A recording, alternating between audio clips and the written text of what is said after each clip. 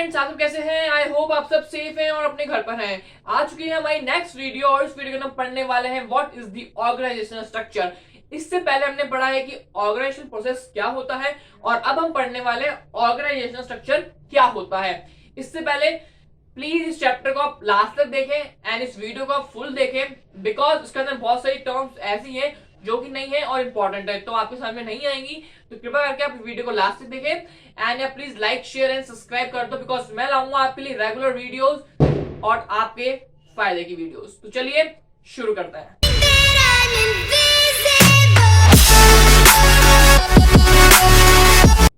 Okay friends, तो देखो हम देखने वाले हैं कि ऑर्गेनाइजेशनल स्ट्रक्चर होता क्या है।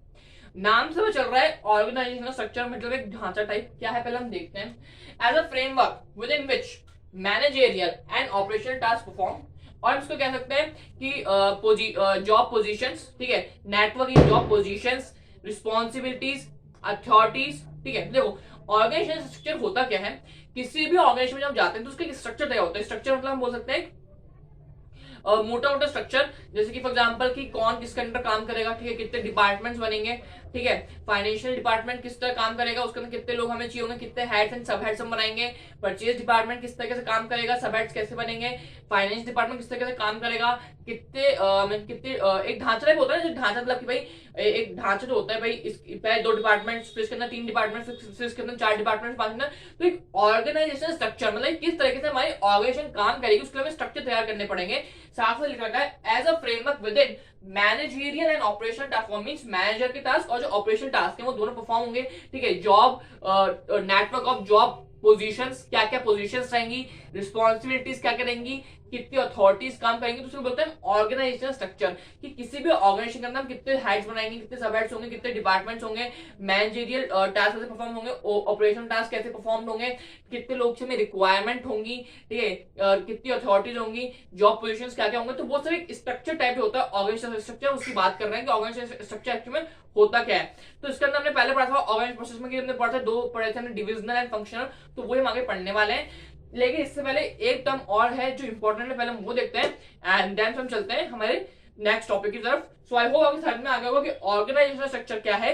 एक ढांचा जिसके अंदर डिवाइड होता है कि कितनी क्या क्या रिस्पॉन्सिबिलिटीज होंगी, ठीक है, कितनी अथॉरिटीज काम करेंगी, सब हेड्स कितने रहेंगे, जॉब पोजीशंस क्या होंगी, मैनेजरियल एंड ऑपरेशनल टास्क कैसे परफॉर्म होंगे, ठीक है, कैसे कोऑर्डिनेशन होगा, ठीक है, म्यूचुअल अंडरस्टैंडिंग होगी। तो इसे कहते हैं ऑर्गेनाइजेशनल स्ट्रक्चर। तो पहले हम एक टर्म देखते हैं जो कि बहुत इंपॉर्टेंट है एंड देन हम बढ़ते हैं नेक्स्ट टॉपिक की तरफ। ओके माय डियर फ्रेंड्स, देखो अब हम देखते हैं सेकंड टर्म जो कि है स्पैन ऑफ मैनेजमेंट। अब स्पैन ऑफ मैनेजमेंट होता क्या है, पहले हम इसकी डेफिनेशन पढ़ते हैं। ठीक है, डेफिनेशन क्या है, number of employees, how many number of employees or subordinate can effectively managed by one manager, and how many subordinate can effectively managed by one superior. I repeat, how many subordinate or employees can effectively managed by a manager, and how many subordinate can effectively managed by superior. Simple सी दिखती है कि जो यहाँ पे जो simple सा एक चीज है जो पूरे सेंटेंस में निकल के आ रही है वो ये है कि clarify that who reports to, मतलब कि कौन किसको रिपोर्ट करेगा, ठीक है, किसके अंदर कितने काम करेंगे। जैसे इसमें लिखा है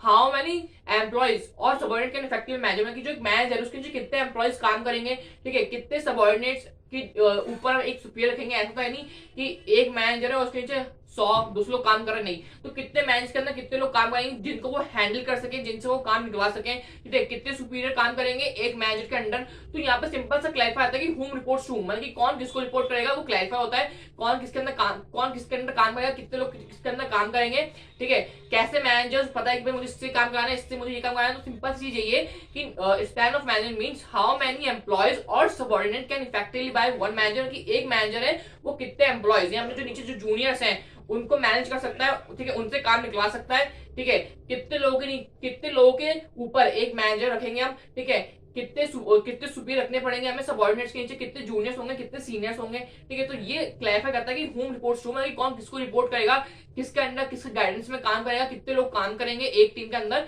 तो ये होता है span of management. I hope आपकी समझ में आ गया होगा। तो अब हम पढ़ते हैं नेक्स्ट टॉपिक की तरफ। हेलो फ्रेंड्स, देखो अब हम पढ़ते हैं ऑर्गेनाइजेशन स्ट्रक्चर के टाइप्स। भाई ऑर्गेनाइजेशन स्ट्रक्चर कितने टाइप्स के होते हैं। ऑर्गेनाइजेशन स्ट्रक्चर 2 टाइप्स के होते हैं, functional structure and divisional structure. अब जो ये नाम है ये सुना सा लग रहा है बिकॉज ये नाम हम पहले ही पढ़ के आ चुके हैं ऑर्गेनाइजिंग प्रोसेस के अंदर। Functional departmentalisation and divisional departmentalisation. ऐसे ही ऑर्गेनाइजेशन स्ट्रक्चर के अंदर हम दो नाम पढ़ने वाले हैं, फंक्शनल स्ट्रक्चर क्या होता है एंड ऑर्गेनाइजेशन स्ट्रक्चर क्या होता है। हेलो फ्रेंड्स, आप सुन रहे हैं मैं क्या बोल रहा हूँ। हम पढ़ेंगे फंक्शनल स्ट्रक्चर क्या होता है और डिविजनल स्ट्रक्चर क्या होता है। पहले हम देखते हैं कि फंक्शनल स्ट्रक्चर की डेफिनेशन, देन हम समझते हैं फंक्शनल स्ट्रक्चर होता क्या है। देखो, when the jobs are grouped keeping in mind the function or the job, then it is called functional structure. I repeat, when the jobs are grouped keeping in mind the function or the job, then it is called functional structure. अब से functional structure होता क्या है भैया, देखो functional structure क्या होता है। जैसे हम फंक्शनल डिपार्टमेंटलाइजेशन पढ़ के आए थे, फॉर एग्जांपल आपकी जो फर्म है उसके अंदर प्रोडक्ट डिपार्टमेंट अलग बना हुआ है, सेल्स डिपार्टमेंट अलग बना हुआ है, ठीक है, परचेज डिपार्टमेंट अलग है, फाइनेंस डिपार्टमेंट अलग है, उसे हम कहते हैं फंक्शनल स्ट्रक्चर, ठीक है। देन जैसे कि और जैसे फॉर एग्जांपल मान लीजिए आपका परचेज डिपार्टमेंट, तो उस परचेज डिपार्टमेंट अलग है, उसके अंदर भी उसके सब उसके सब हेड्स हैं, जैसे कि रॉ मटेरियल परचेजिंग हो गया, ठीक है, क्वालिटी प्रोडक्ट हो गया, ठीक है। फाइनेंस डिपार्टमेंट है, उसके भी सब हेड्स अलग है, जैसे फॉर एग्जांपल मान लीजिए फाइनेंशियल प्लानिंग हो गई, कैपिटल स्ट्रक्चर हो गया, ठीक है। देन आपका सेल्स डिपार्टमेंट, उसके अंदर मार्केटिंग अलग है, ठीक है, और आपका ये सेल्स डिपार्टमेंट अलग है। तो जितने भी डिपार्टमेंट्स आपके ऑर्गेनाइजेशन में हैं उसके सब पॉइंट्स और अलग अलग पॉइंट्स उन्हें कहते हैं फंक्शनल स्ट्रक्चर, ठीक है। आई होप आपके समझ में आ गए होंगे। मैं एक बार वापस रिपीट करता हूँ। फॉर एग्जांपल आपकी ऑर्गेनाइजेशन है, उसके अंदर प्रोडक्ट डिपार्टमेंट अलग है, सेल्स डिपार्टमेंट अलग है, फाइनेंस डिपार्टमेंट अलग है, परचेज डिपार्टमेंट अलग है, देन उनके अंदर उनके सब पॉइंट्स हैं, तो उसे हम कहते हैं फंक्शनल स्ट्रक्चर। जैसे हम फंक्शनल डिपार्टमेंट पढ़ के आते हैं, सेम उसे क्या होता है फंक्शनल स्ट्रक्चर, ठीक है। तो अब हम देखते हैं कि जो फंक्शनल स्ट्रक्चर होता है उसके मेरिट्स क्या होते हैं, उसके डीमेरिट्स क्या होते हैं। तो चलिए देखते हैं। ओके माय डियर फ्रेंड्स, देखो अब हम देखते हैं कि what is the importance of functional structure, positiveness क्या है, फंक्शनल स्ट्रक्चर की अच्छाइयां क्या है। देखो फर्स्ट पॉइंट आता है advantages of functional structure. First point क्या है, फर्स्ट पॉइंट है ऑक्यूपेशनल स्पेशलाइजेशन। बहुत बहुत कॉमन सी टर्म है, और बिकॉज देखो जब भी आप एक स्पेसिफिक डिपार्टमेंट्स में काम करेंगे, जब भी आप एक लिमिटेड डिपार्टमेंट में काम करेंगे, आपका लिमिटेड काम होगा, स्पेशलाइज्ड वर्क डेफिनेटली होगा। तो ऑक्यूपेशन में स्पेशलाइजेशन आएगी। अगर प्रोडक्ट डिपार्टमेंट बनाए तो उसमें वही लोग काम करेंगे जो प्रोडक्ट्स में एफिशिएंसी प्रोडक्ट्स में माहिर हो। अगर सेल्स डिपार्टमेंट है तो उसमें वही लोग काम करेंगे जो जिनको सेल्स के बारे में अच्छी नॉलेज हो, ठीक है। तो एक स्पेशलाइजेशन आता है, और जब भी आप कंसिस्टेंसी एक साल तक उस डिपार्टमेंट में काम करते हैं तो आपको एक कंसिस्टेंसी में वर्क देखने को मिलता है। तो साथ में ऑक्यूपेशनल स्पेशलाइजेशन आता है कि भाई तभी अपने डिपार्टमेंट बनाए। भाई डिपार्टमेंट हमने बनाया कि प्रोडक्ट डिपार्टमेंट अलग, सेल्स डिपार्टमेंट अलग, परचेज डिपार्टमेंट अलग, तो क्यों बनाया है? इसलिए बनाया ताकि स्पेशलाइजेशन ऑफ ऑक्यूपेशन में स्पेशलाइजेशन आए। हमें प्रोडक्ट का एक जो लोग प्रोडक्ट में माहिर हो, हमें वो लोग चाहिए ताकि वो बेस्ट से बेस्ट हमें आउटपुट प्रोवाइड करें। तो ऑक्यूपेशनल स्ट्रक्चर आई होप आपके साथ, ऑक्यूपेशनल स्पेशलाइजेशन आई होप आपके साथ में आ गया होगा, ठीक है। देन सेकंड पॉइंट है कोऑर्डिनेशन डिपार्टमेंट्स। डेफिनेटली जो डिपार्टमेंट होते हैं उनके अंदर कोऑर्डिनेशन होगा, बिकॉज देखो जो प्रोडक्ट डिपार्टमेंट है उसके अंदर सब डिपार्टमेंट्स हैं, ठीक है। जैसे मैंने बताया फॉर एग्जांपल मान लीजिए सेल्स डिपार्टमेंट है तो उसके अंदर मार्केटिंग आएगा, एडवर्टाइजमेंट आएगा, ठीक है। तो जितने भी अलग डिपार्टमेंट आएंगे तो उनके बीच के अंदर कोऑर्डिनेशन रहेगा, बिकॉज वो एक ही फील्ड में काम कर रहे हैं, एक ही स्पेशलाइजेशन में काम कर रहे हैं। तो कोऑर्डिनेशन और म्यूचुअल अंडरस्टैंडिंग डिपार्टमेंट्स के बीच में होती है। ये कॉमन सेंस चाहते हैं कि भाई अगर फॉर एग्जांपल मान लीजिए अगर आज मैं परचेज डिपार्टमेंट में काम कर रहा हूं और मेरे जो परचेज डिपार्टमेंट है उसके अंदर अलग अलग डिपार्टमेंट्स बने हुए हैं, ठीक है। मान लीजिए परचेज डिपार्टमेंट है, देन उसके अंदर 5 डिपार्टमेंट्स और बने हुए हैं, तो डेफिनेटली वो म्यूचुअल अंडरस्टैंडिंग कोऑर्डिनेशन काम पाएंगे, बिकॉज उनका काम जो है वो टारगेट एक ही फील्ड में काम कर रहे हैं, वो सब परचेज डिपार्टमेंट के लिए काम कर रहा है। तो उनका जो स्किल्स होगी वो भी लिमिट, मतलब जो उनकी स्किल्स होगी, जो भी उनका काम होगा वो उसी डिपार्टमेंट में करेंगे। तो म्यूचुअल कोऑर्डिनेशन अंडरस्टैंडिंग तो रहेगी, ठीक है। देन थर्ड आता है मिनिमम डुप्लीकेशन ऑफ वर्क होगा, बिकॉज डिपार्टमेंट्स बने हुए हैं तो वो अपने हिसाब से काम करेंगे, ठीक है। मिनिमम कॉस्ट लगेगी और ज्यादा प्रॉफिट और आउटपुट हमें देखने को मिलेगा। देन यहाँ पर आता है इजी ट्रेनिंग, बिकॉज देखो फॉर एग्जाम्पल मान लीजिए अगर आज कोई बंदा सेल्स डिपार्टमेंट में काम कर रहा है तो उसका जो हम उसको स्किल्स सिखाएंगे, जो भी उसमें एबिलिटी होगी वो लिमिटेड होगी, बिकॉज वो एक स्पेशलाइजेशन में काम कर रहा है, ठीक है। फॉर एग्जाम्पल मान लीजिए कोई बंदा है जो सेल्स में काम कर रहा है, जो परचेज में काम कर रहा है, जो फाइनेंस में काम कर रहा है, तो उसे हमें बहुत कुछ सिखाना पड़ेगा, तो उसमें ट्रेनिंग में ज्यादा खर्चा आएगा, ट्रेनिंग एक्सपेंसिव रहेगी। बट अगर वो एक लिमिटेड स्किल में काम कर रहा है, बट वो अगर एक स्पेशलाइजेशन में काम कर रहा है, तो जो ट्रेनिंग है वो सिर्फ हमें उसको सेल्स डिपार्टमेंट से रिलेटेड देनी है, परचेज से रिलेटेड नहीं देनी, ना हमें फाइनेंस से देनी है, हमें सिर्फ सेल्स डिपार्टमेंट से रिलेटेड से ट्रेनिंग देनी। तो ट्रेनिंग लिमिटेड है, ठीक है। कॉस्ट वही मिनिमम लगेगी, तो ट्रेनिंग जो होती है बहुत इजी होती है, ठीक है। देन इसके अंदर और भी पॉइंट्स आते हैं, जैसे इसमें आता है ऑपरेशनल एफिशिएंसी। मींस जब आप स्पेशलाइजेशन में काम करेंगे तो मिनिमम कॉस्ट लगेगी और मैक्सिमम आउटपुट निकलेगा। तो ये सब थे एडवांटेजेस ऑफ फंक्शनल स्ट्रक्चर के। अब हम बात करते हैं what is the disadvantages of functional structure. Okay my dear friends, so अब हम देखते हैं कि फंक्शनल स्ट्रक्चर जो है, जो हमने पढ़ा उसमें हमने पढ़ा व्हाट इसकी इंपॉर्टेंस क्या है, ठीक है। बट अगर कोई भी चीज है उसकी इंपॉर्टेंस के साथ साथ उसके नेगेटिव पॉइंट्स भी होंगे, ठीक है। आप इस दुनिया में ऐसी कोई भी चीज नहीं है जिसके सिर्फ ऑलरेडी पॉजिटिव पॉइंट है, नेगेटिव पॉइंट नहीं हो। हाँ, हो सकता है कि नेगेटिव पॉइंट एक या दो हो सकता है नेगेटिव पॉइंट कम हो, बट नेगेटिव पॉइंट होते जरूर है। तो ऐसे ही आज हम हैं तो हम सबके भी नेगेटिव पॉजिटिव पॉइंट होते हैं। तो ऐसे ही फंक्शनल स्ट्रक्चर जो उसके पॉजिटिव पॉइंट मैंने आपको बता दिया, हम बताएंगे उसके नेगेटिव पॉइंट कि इसमें खामियां क्या क्या है। देखो, सबसे पहला आता है लिमिटेशंस, हम बोल सकते हैं disadvantages of the functional structure. पहला पॉइंट आता है इनफ्लेक्सिबिलिटी। अब इनफ्लेक्सिबिलिटी क्यों है? देखो, हमने पढ़ा था कि जब भी आप स्पेशलाइजेशन तरीके से काम करते हैं तो आपकी जो स्किल्स होती है वो लिमिटेड होती है, बिकॉज आप सिर्फ उस चीज में स्पेशलाइज होते हो। तो इनफ्लेक्सिबिलिटी मतलब क्या है कि जो भी बंदा काम कर रहा है आप उसको कहीं ट्रांसफर नहीं कर सकते। फॉर एग्जांपल, अगर आज कोई बंदा सेल्स डिपार्टमेंट में काम कर रहा है तो उसको सिर्फ सेल्स से रिलेटेड नॉलेज है, बिकॉज वो उसके अंदर स्पेशलाइजेशन है, उसको उसका ट्रेनिंग प्रोवाइड करेगी, उसकी एबिलिटी उसकी स्किल्स उस तरीके से डेवलप करेगी, तो वो प्रोडक्शन डिपार्टमेंट में काम नहीं कर सकता ना, वो फाइनेंस डिपार्टमेंट में काम कर सकता है। तो एक लिमिटेड अप्रोच हो जाती है, एक लिमिटेड स्किल हो जाती है, आपको जो इंटरेस्ट एरिया है वो बहुत ही नैरो हो जाता है, इसलिए आप अदर डिपार्टमेंट में काम बिल्कुल भी नहीं कर सकते। तो इस वजह से इनफ्लेक्सिबिलिटी आती है कई बार डिपार्टमेंट्स के बीच में, बिकॉज जो बंदा है उससे और किसी चीज की नॉलेज ही नहीं है, ठीक है, तो वो काम भी नहीं कर सकता। तो इस वजह से कॉन्फ्लिक्ट हो सकते हैं और इनफ्लेक्सिबिलिटी भी आती है, ठीक है, फर्स्ट पॉइंट। सेकंड पॉइंट क्या है? Conflict of interest. देख लीजिए, सेकंड पॉइंट आ गया कि कॉन्फ्लिक्ट ऑफ इंटरेस्ट। अब कॉन्फ्लिक्ट ऑफ इंटरेस्ट क्या है? देखो, कॉन्फ्लिक्ट ऑफ इंटरेस्ट ये है कि अलग अलग डिपार्टमेंट्स हैं, ठीक है, तो लगता है वो एक दूसरे को ब्लेम कर सकते हैं। जैसे एग्जांपल मान लीजिए सेल्स डिपार्टमेंट है, उसने कहा कि हम ना डिस्काउंट देंगे, तो उसमें ऑब्जेक्शन उठा दिया फाइनेंस डिपार्टमेंट ने कि अगर आप डिस्काउंट देंगे तो रेवेन्यू कम हो जाएगा। मतलब डिपार्टमेंट्स क्या है, डिपार्टमेंट्स अपने अपने तरीके में स्पेशलाइजेशन है, प्रोडक्ट डिपार्टमेंट अलग है, सेल्स डिपार्टमेंट अलग है, फाइनेंस डिपार्टमेंट अलग है। अब फॉर एग्जाम्पल मान लीजिए कॉन्फ्लिक्ट ऑफ इंटरेस्ट कैसे, सेल्स डिपार्टमेंट ने कहा कि हम एडवर्टाइजमेंट हम डिस्काउंट देंगे, तो फाइनेंशियल डिपार्टमेंट ने कहा अगर आप डिस्काउंट देंगे तो रेवेन्यू कम हो जाएगा, ठीक है। तो वही सारी चीजें होती हैं कि भाई अब ऐसे प्रोडक्शन डिपार्टमेंट्स और जो होता है परचेज डिपार्टमेंट, उसके बीच में कॉन्फ्लिक्ट हो सकता है। फॉर एग्जांपल से पुअर क्वालिटी ऑफ प्रोडक्ट्स हो सकते हैं, तो कॉन्फ्लिक्ट हो सकता है डिफरेंट डिपार्टमेंट्स के बीच के अंदर, ठीक है। जैसे फॉर एग्जाम्पल मान लीजिए कि फाइनेंस डिपार्टमेंट ने कहा कि हम रेवेन्यू ज्यादा लेंगे, ना कि अब हमें कॉस्ट इंक्रीज कर देनी चाहिए, तो सेल्स डिपार्टमेंट ने कहा कि अगर कॉस्ट इंक्रीज कर देंगे तो प्रोडक्ट्स ढंग से बिकेंगे नहीं। तो वो कॉन्फ्लिक्ट होते हैं बीच में, वो सब चीजें होती है, ठीक है। देन थर्ड पर आता है कोऑर्डिनेशन प्रॉब्लम्स। कोऑर्डिनेशन प्रॉब्लम्स क्यों है? देखो, जितने भी डिपार्टमेंट्स हैं वो अपनी चीज को प्रायोरिटी पर रखेंगे, तो वो दूसरे को अंडरस्टैंड नहीं कर पाते, दूसरा क्या चाहता है डिपार्टमेंट तो सपोर्ट, वो सपोर्ट नहीं दे पाते, बिकॉज उनको लगता है कि हम हमारी चीज को प्रायोरिटी पर रखें, ठीक है, as compare to other departments, ठीक है। इस मान लीजिए सेल्स डिपार्टमेंट और परचेज डिपार्टमेंट है, यहाँ पर मान लीजिए सेल्स डिपार्टमेंट और फाइनेंस डिपार्टमेंट है, तो वो दोनों इनकेपेबल होते हैं दोनों की अंडरस्टैंडिंग को समझने के लिए कि बिकॉज हमें अगर साथ में वर्क करना है, बिकॉज फाइनेंस डिपार्टमेंट फाइनेंस को इंक्रीज करने के लिए अपने डिपार्टमेंट्स को इंक्रीज करने के लिए काम करेगा, और जो सेल्स डिपार्टमेंट है वो सेल्स को काम करेगा, तो उन दोनों की प्रायोरिटी अलग अलग होती है। वो अपने आप को रखते हैं कि हमें, फॉर एग्जाम्पल मान लीजिए सेल्स डिपार्टमेंट है, वो फाइनेंस डिपार्टमेंट को समझने में वीक होगा, बिकॉज उसकी प्रायोरिटी ओनली सेल्स डिपार्टमेंट के अंदर, उसकी स्पेशलाइजेशन ओनली सेल्स डिपार्टमेंट के अंदर है। जैसे मैंने आपको एग्जाम्पल दिया, ठीक है, जैसे सेल्स डिपार्टमेंट कहा कि हम ना डिस्काउंट देंगे, तो फाइनेंस डिपार्टमेंट का नहीं, फाइनेंस हम डिस्काउंट नहीं देंगे, तो दोनों को समझने में दिक्कत होती है, दोनों आपस में कोऑर्डिनेशन में थोड़ी कमी आती है, बिकॉज दोनों के डिपार्टमेंट्स अलग है, ठीक है।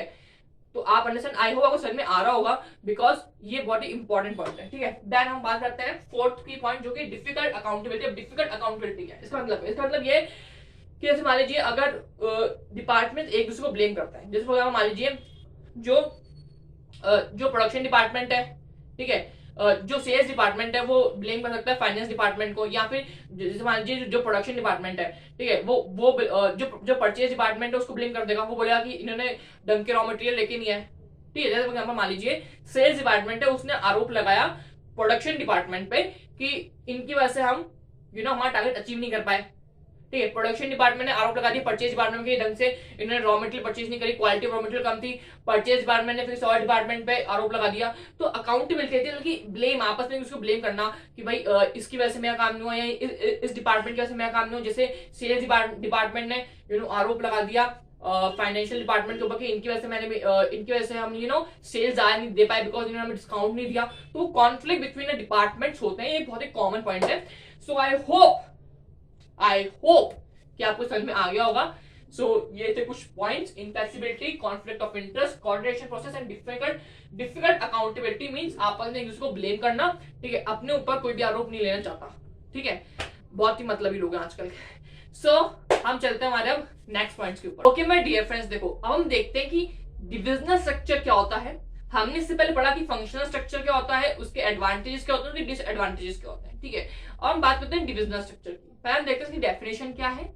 देखो, डिविजनल स्ट्रक्चर की डेफिनेशन है, organisation is large, producing more than one type of product, then activities related to one product are grouped under one department. I repeat, organisation is large, producing one type of product, then activities related to one product are grouped under one department। इसका मतलब क्या है, देखो functional structure क्या था, बड़ा ध्यान से सुनना। फंक्शनल स्ट्रक्चर क्या था, फंक्शनल स्ट्रक्चर का मान लीजिए कोई कंपनी है, वो सिर्फ सोप साबुन बनाती है कंपनी, ठीक है, साबुन के अलावा वो कंपनी बनाती ही नहीं है, तो उसका प्रोड्यूसिंग डिपार्टमेंट अलग हो जाएगा, ठीक है, सेल्स डिपार्टमेंट अलग हो जाएगा, मार्केटिंग डिपार्टमेंट अलग हो जाएगा। ये था फंक्शनल स्ट्रक्चर में।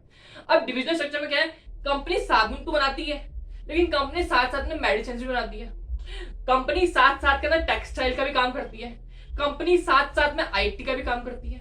मेरी जो कंपनी है वो एक ट्रेड से ज्यादा ट्रेड्स में काम करती है, कि वो एक जो डील है उससे ज्यादा डील्स में काम करती है। तो वहां पे उस पोजीशन में क्या होगा कि जो सोप डिपार्टमेंट है उसका प्रोडक्शन डिपार्टमेंट अलग, सेल्स मार्केटिंग और परचेजिंग डिपार्टमेंट अलग हो जाएगा। जो मेडिसिन है उसके अंदर उसका प्रोड्यूसिंग, सेल्स मार्केटिंग अलग हो जाएगा। देन जो उसका टेक्सटाइल है उसके अंदर producing, sales department, marketing department, production में अलग हो जाएगा। कुल मिला के बात सिर्फ इसी है कि फंक्शनल डिपार्टमेंट में क्या था, फंक्शनल डिपार्टमेंट के अंदर कंपनी सिर्फ एक ट्रेड में काम करी थी, कंपनी सिर्फ साबुन बनाई थी, तो साबुन का प्रोड्यूसिंग अलग था, परचेज अलग था, मार्केटिंग अलग था। लेकिन इसके अंदर क्या डिविजनल में डिवीजन कर दिया, मतलब जो कंपनी है वो साबुन तो बनाती है, लेकिन कंपनी साथ साथ में मेडिसिन भी बनाती है, कंपनी साथ साथ में टेक्सटाइल बनाती है, कंपनी साथ साथ के अंदर आईटी और टेक्नोलॉजी सेक्टर में भी काम करती है। तो जो मेडिसिन का काम, जो साबुन है उसका प्रोड्यूसिंग उसका प्रोडक्शन डिपार्टमेंट, मार्केटिंग डिपार्टमेंट अलग हो जाएगा। जो मेडिसिन है उसका production department, marketing department, sales department अलग हो जाएगा। जो आईटी सेक्टर है उसका प्रोड्यूसिंग, प्रोडक्शन, मार्केटिंग, सेल्स अलग हो जाएगा। तो ऐसे डिविजन बन जाते हैं, ठीक है। सो आई होप आपके समझ में आ गया होगा कि डिविजन स्ट्रक्चर होता क्या है, कि भाई कंपनी जो है वो एक से ज्यादा चीजों में डील करती है, ठीक है, और उन सभी डिपार्टमेंट अलग अलग होते हैं, देन उनके सब डिपार्टमेंट अलग अलग बन जाते हैं। सो आई होप आपके समझ में आ गया होगा। सो अब हम देखते हैं इसके next topics. Okay my dear friends, देखो अब हम देखते हैं कि डिविजनल स्ट्रक्चर की इंपॉर्टेंस क्या है, क्यों डिविजनल स्ट्रक्चर इंपॉर्टेंट है। उससे पहले मैं रिपीट कर देता हूं कि एक बार हमने क्या पढ़ा है। देखो फंक्शनल और डिविजनल स्ट्रक्चर में अंतर क्या है। मान लो ये है तुम्हारा फंक्शनल स्ट्रक्चर, ठीक है, और ये तुम्हारा डिविजनल स्ट्रक्चर, ठीक है।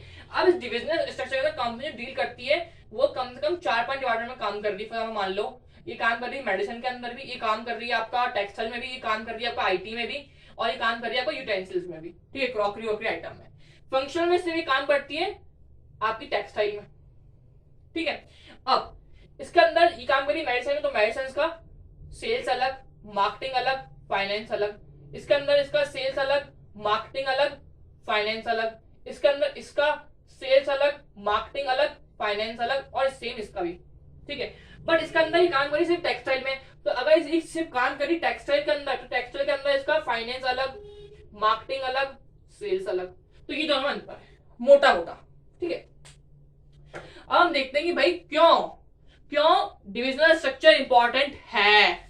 देखो पहला पॉइंट आता है प्रोडक्ट स्पेशलाइजेशन। अब देखो डिविजनल स्ट्रक्चर के अंदर होता है कि प्रोडक्ट स्पेशलाइजेशन होता है। भाई जो ये है हम बात करें मेडिसिन में, तो ये सिर्फ मेडिसिन में काम कर रही है। ये टेक्सटाइल है तो उसका सेल्स, मार्केटिंग, फाइनेंस सिर्फ इसमें काम कर रहा है टेक्सटाइल में। बट फंक्शनल स्ट्रक्चर के अंदर क्या था, ऑक्यूपेशनल स्पेशलाइजेशन थी। मीन फाइनेंस डिपार्टमेंट है, ऑक्यूपेशन वो फाइनेंस के अंदर स्पेशलाइज्ड है।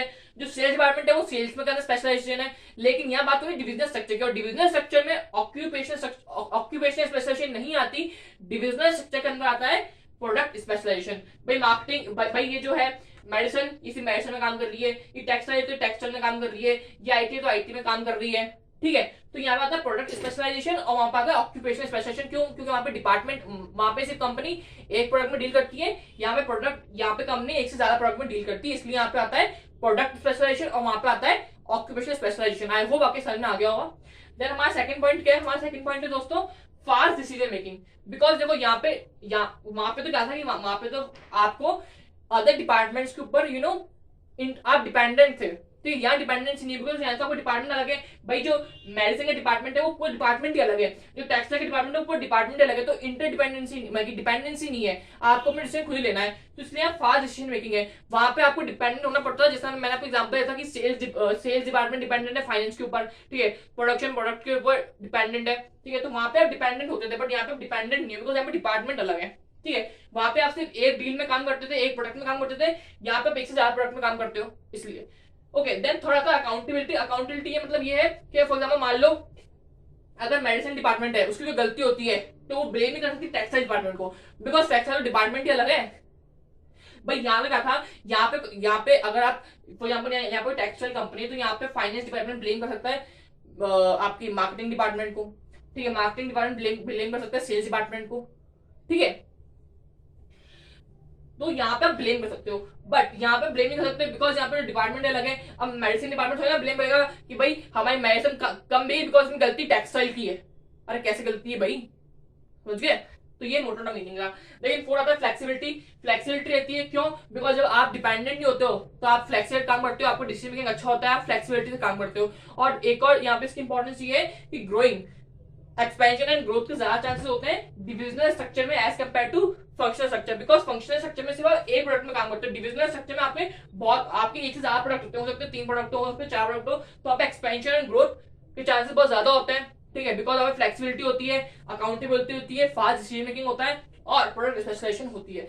सो आई होप आपके समझ में आ गया होगा। सो हम बिना टाइम वेस्ट कर बढ़ते हैं हमारे नेक्स्ट टॉपिक की तरफ। ओके माय डियर फ्रेंड्स, तो अब हम चलते हैं हमारे नेक्स्ट टॉपिक की तरफ, जो कि है नेक्स्ट पॉइंट, जो कि है लिमिटेशंस या डिसएडवांटेजेस ऑफ डिविजनल स्ट्रक्चर, कि क्या क्या डिसएडवांटेजेस हो सकते हैं डिविजनल स्ट्रक्चर के, ठीक है। तो देखो हमें यहाँ पढ़ने की जरूरत नहीं है बिकॉज हमें खुद को अगर हम थोड़ा दिमाग लगाएं तो हम देखेंगे भाई डिविजनल स्ट्रक्चर में ज्यादा भाई कंपनी जो होती है वो एक ट्रेड से ज्यादा डील में काम करती है, ठीक है। कोई भी कंपनी एक चीज में काम नहीं करती, तो डेफिनेटली फर्स्ट चीज क्या आ जाएगा, इंक्रीज कॉस्ट, कॉस्ट ज्यादा लगेगी, बिल्कुल कॉस्ट ज्यादा लगेगी। सेकंड बात कि रिसोर्स ज्यादा लगेंगे भाई। जब मैं आप मेरी बात सुनिए, आप सिर्फ एक चीज में काम कर रहे हैं, ठीक है, वहीं पर ही आप 3-4 चीजों में काम कर रहे हैं तो आपकी कॉस्ट ज्यादा रहेगी, ठीक है, रिसोर्स ज्यादा लगेंगे। तो 2 पॉइंट तो ऐसे हो गए, और 2 आपको भी याद करने हैं। वो 2 कौन सा याद करना हम देखते हैं। फर्स्ट पॉइंट क्या है, मोर सोर्स रिक्वायर्ड, ज्यादा सोर्स चाहिए होगा आपको, ठीक है। देन सेकंड जाएगी increasing cost, cost definitely increase होगी बिकॉज आप ज्यादा प्रोडक्ट में काम करेंगे।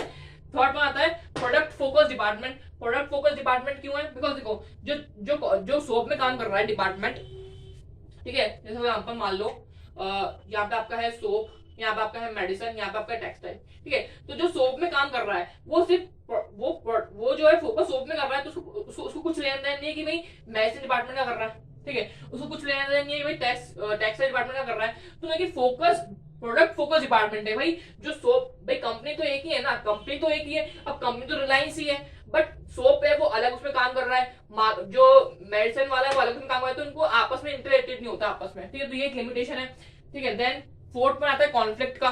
भाई कॉन्फ्लिक्ट क्यों है, अब किसी कॉन्फ्लिक्ट, देखो कॉन्फ्लिक्ट क्यों है कि आपने उसको ज्यादा रिसोर्स प्रोवाइड कर दिया। फॉर एग्जाम्पल मान लो एक कंपनी है, ठीक है, इसने कहा कि इस बार हम ज्यादा पैसा खर्च करेंगे सोप के ऊपर एज कम्पेयर टू मेडिसिन, तो कॉन्फ्लिक्ट हो गया भाई। मेडिसिन वाले का भाई हमने ऐसा क्या काम कर दिया, ठीक है। यहाँ इसने कह दिया कि इस बार हम ज्यादा रिसोर्स प्रोवाइड करेंगे इसको, तो ये बोलेगा भाई हमें, ये बोलेंगे हमें क्यों नहीं प्रोवाइड कर रहे हैं, तो ऐसा कॉन्फ्लिक्ट होता है, ठीक है। सो ये थे कुछ लिमिटेशंस और disadvantages of divisional structure. Okay friends, if you like this video so please like, share and subscribe and don't forget to subscribe the bell icon, ठीक है। लाइक करो, शेयर करो, सब्सक्राइब करो अपने फ्रेंड के साथ अगर आपको कंटेंट पसंद आ रहा है तो। और इस जो चैप्टर है इसकी सारी वीडियोस बड़े ध्यान से देखिएगा बिकॉज बहुत सारी टर्म्स नहीं है इस वीडियो के अंदर और इस चैप्टर के अंदर। So please like, share, subscribe and don't forget to press the bell icon. Thank you.